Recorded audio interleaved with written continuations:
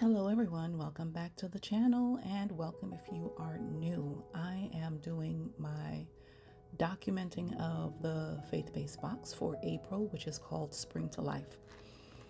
And I've missed last week, so I've got 2 weeks to make up for. So there'll be 2 entries that I'm going to put in this mini binder for today. And if you are new, what I do is to document weekly entries using the elements from the faith-based box, which is a monthly subscription that is sold in the shop.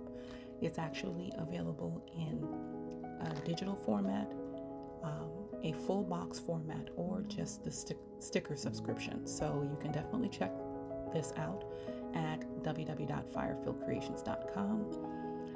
The April box, I believe, is going to be available until a certain time. I've changed it up where I do have it under the listing until a certain date. I haven't decided yet. So if it's something you want to grab, I would do it right away. The May box is available now. The full reveal and release of the the May subscription box will be on Monday, April 22nd. So without further ado, let's get into this, well, I should say last week and this week's entries. And I did promise after week 1 that we would be discussing David as it pertains to spring to life. And the box is called Spring to Life because it talks about spring to life, just awakening the, your purpose. You know, sometimes we go through different seasons where it seems like things are dormant, or it just seems dry, or it seems like we're not progressing or moving in the things of God that we have been called to. But there is a way to spring to life. And David was a great example of this. We touched a bit about David being anointed king, but still not taking position as king until many, many years later in his life. So even during that time, he had to encourage himself and to be reminded that he is called to a position, and in that he must remain steadfast and just faithful in what God had called him to do.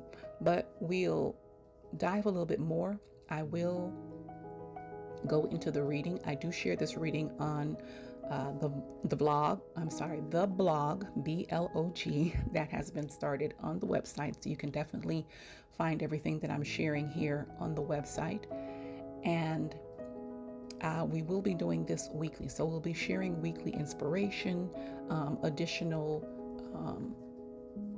readings that you can look at if you're a subscriber, even if you're not a subscriber. So I will be sharing that in the weekly blog. So definitely check that out. I will link it in the description below.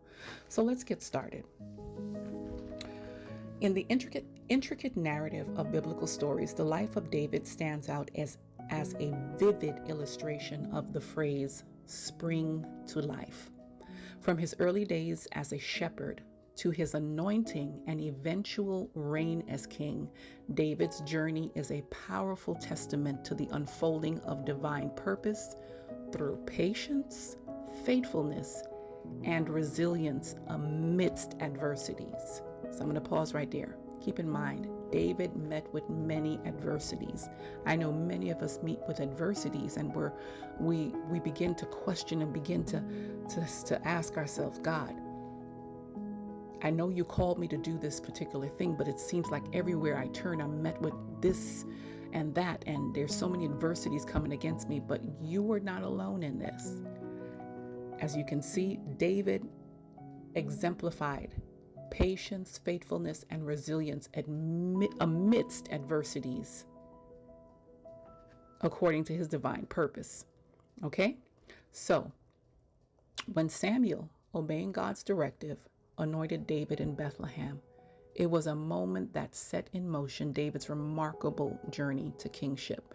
You can read about this in 1 Samuel chapter 16, verses 1 through 13.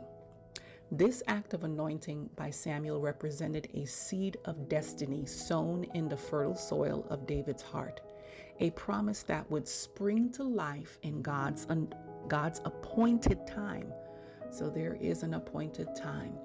Though outwardly just a shepherd boy, David was inwardly being prepared for leadership and service on a scale he could hardly have imagined. So if you know anything about David's story, before he became king, he was in the service of Saul, who was the current king. He was his armor bearer and he ministered to Saul. So that last line says, though outwardly just a shepherd boy, David was inwardly being prepared for leadership and service on a scale he could hardly have imagined. So God was preparing him just the same way God prepares us. Moving along, David's path from that moment of anointing to sitting on the throne was anything but straightforward. He faced years of hardship, danger, and the challenge of waiting for God's timing. His encounter with Goliath, which you can read in 1 Samuel chapter 17. His complex relationship with King Saul, which you can read in 1 Samuel chapters 18 through chapters 31. And his periods of hiding and running for his life, all were parts of the process that shaped his character and faith. Despite these trials, David's heart remained steadfast, his faith unwavering in the promise God had planted. The Psalms offer a window into David's soul, revealing a man deeply reliant on God through every season of life.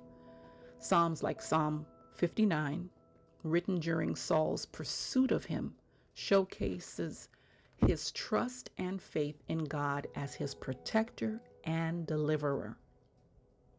Through every trial and period of waiting, David's life continued to unfold in God's grace, leading him to